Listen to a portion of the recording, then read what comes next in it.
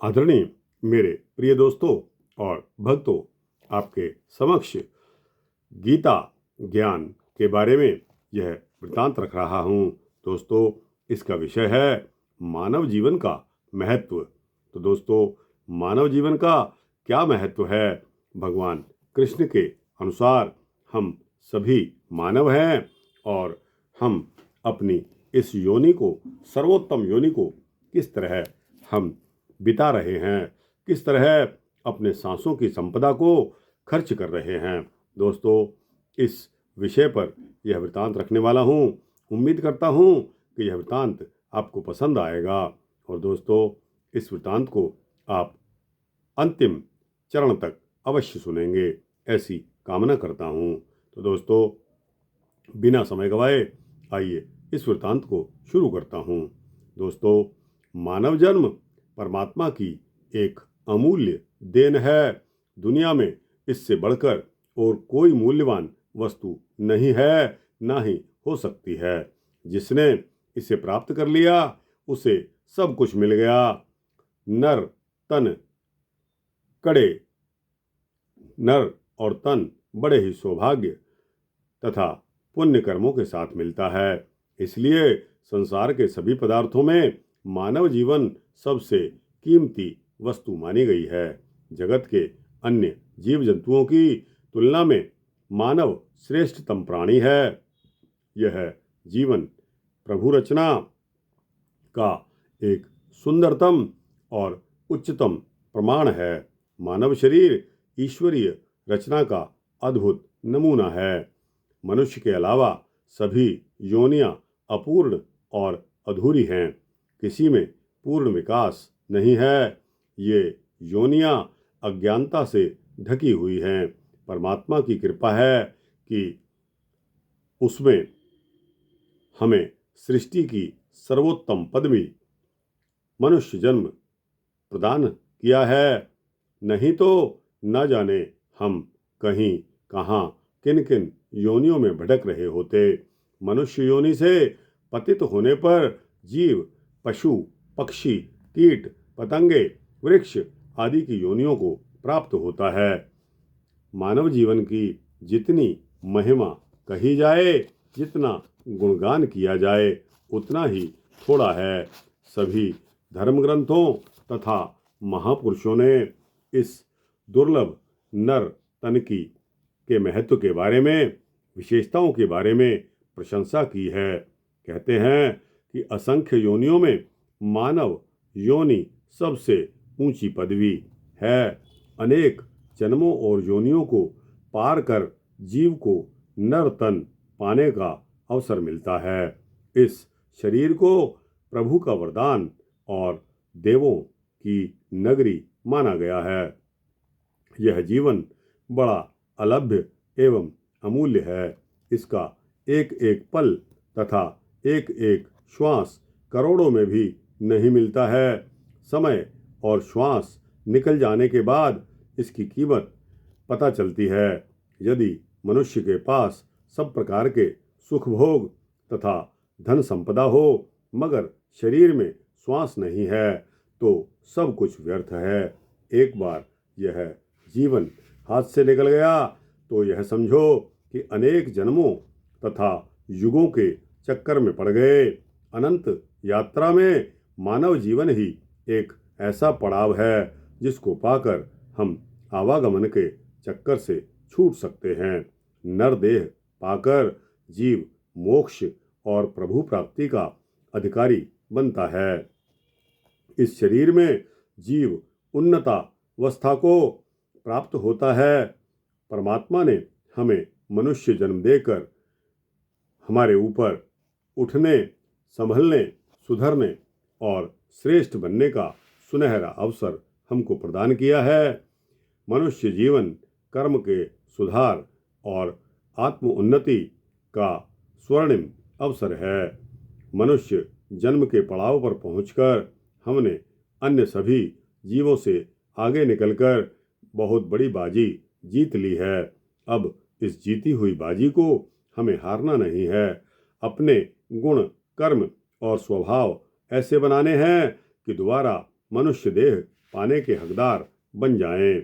यदि इस दुर्लभ मानव जीवन को समय रहते हमने न संभाला, इसकी कीमत न जानी, सार्थक तथा उद्देश्यपूर्ण ढंग से नहीं जिए, तो उपनिषद के शब्दों में महती विनिष्टि है। इससे बढ़कर हानि तथा विनाश और कुछ नहीं होगा। मानव जन्म हमें बार बार नहीं मिलता है। यह जीवन इतना सस्ता नहीं है जितना हम इसे समझ बैठे हैं। अधिकांश लोग श्वास लेते हैं और जीते हैं, मगर जीवन का पता नहीं। आम आदमी धन संग्रह, भोगों और रोगों में जीवन गुजार देते हैं।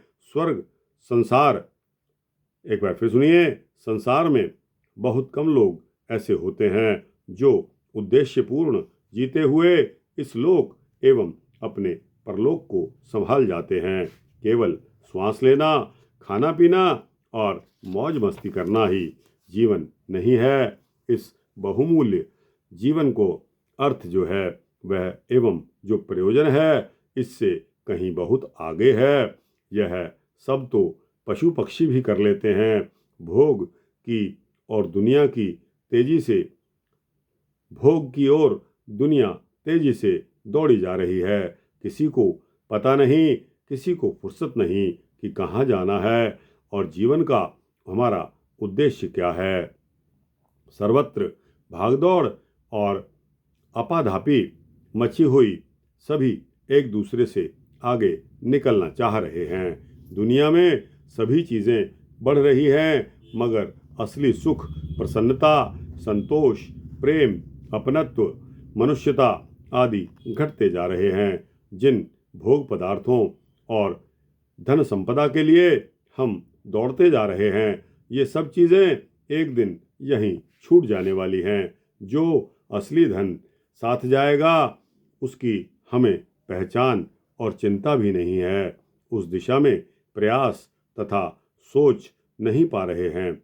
हमें यह तो मालूम है कि हम कहाँ से आए हैं, मगर धर्म ग्रंथों और महापुरुषों से यह तो जान ही लेना चाहिए कि हमारा लक्ष्य क्या है और हमें कहाँ जाना है। मानव जीवन तो जन्म मृत्यु, जरा व्याधि एवं आवागमन के चक्र से छूटने का साधन है। भक्ति तथा मुक्ति इसी जीवन में संभव होती है। नर्तन में ही व्यक्ति अपने स्वरूप को जानकर प्रभु तक पहुँच कर सकता है। जीवन का परम लक्ष्य इसी नर्तन में ही मिलता है। परमेश्वर को जानने तथा पाने का और कोई साधन नहीं है।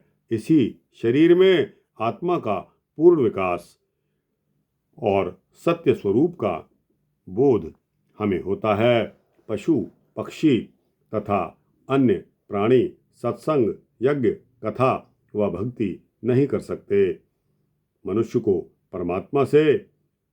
परमात्मा ने अनेक अमूल्य एवं महत्वपूर्ण वरदान दिए हैं, जिनके द्वारा वह नर से नारायण, पुरुष से पुरुषोत्तम और दानव से देव बन सकता है। जो हमें मनुष्य जीवन का दुर्लभ अवसर मिला है, उसका पूर्ण सदुपयोग हमको करना चाहिए। जीवन जीना एक कला है, सबको जीना नहीं आता।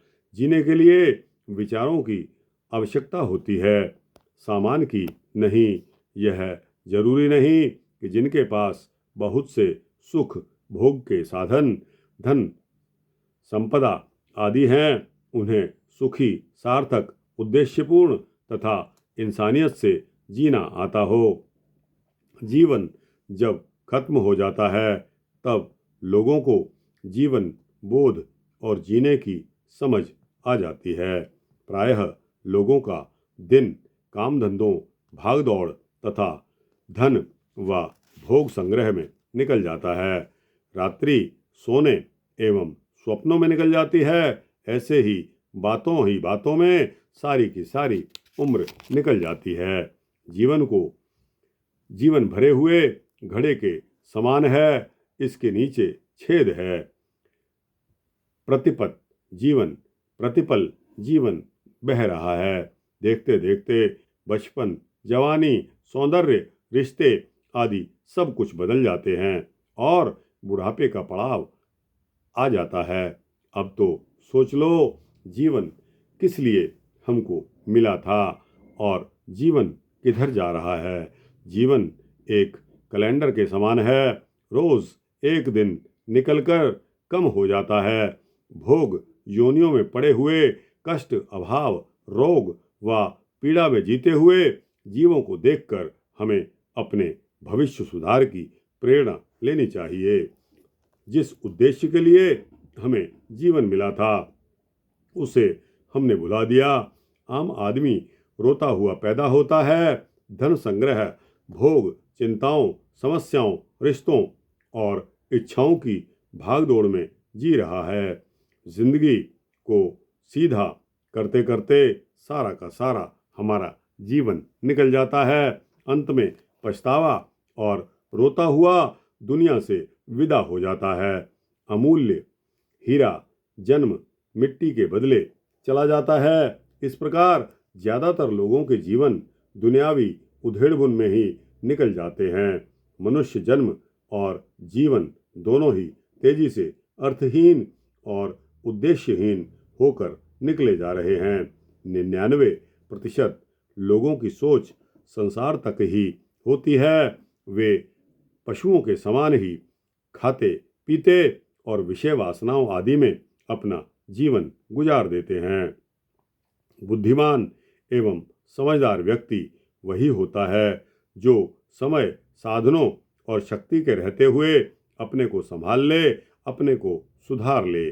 वह जीवन को बुरी संगति, बुरे सोच विचार, दोषों तथा बुराइयों से हटाकर सन्मार्ग पर ले आता है। मनुष्य को परमात्मा का यह वरदान है कि जब भी इंसान संभलना, सुधरना तथा ऊपर उठना चाहे वह उठ सकता है। इसके लिए इच्छा शक्ति, संकल्प, पुरुषार्थ एवं लगन चाहिए।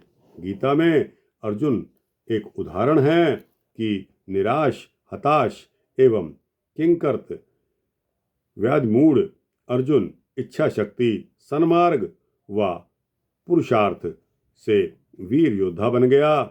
गीता जीवन को संभालने, सुधारने तथा ऊपर उठाने की प्रेरणा देती है। गीता संपूर्ण जीवन की व्याख्या है। जीवन क्या है, कैसे जीना है और इसका उद्देश्य क्या है, हमारा क्या धर्म है, हमारा क्या कर्म है। संसार में रहते हुए अपने दायित्वों, कर्तव्यों और जिम्मेदारियों को निभाते हुए किस प्रकार अपने जीवन उद्देश्य को प्राप्त करना है, इन्हीं सब बातों को गीता हमें समझाती है, सिखाती है और बताती है। जीवन कुरुक्षेत्र है, उसमें नित्य विवाद, कलह, चिंता, अशांति, इच्छाओं, वासनाओं आदि के संघर्ष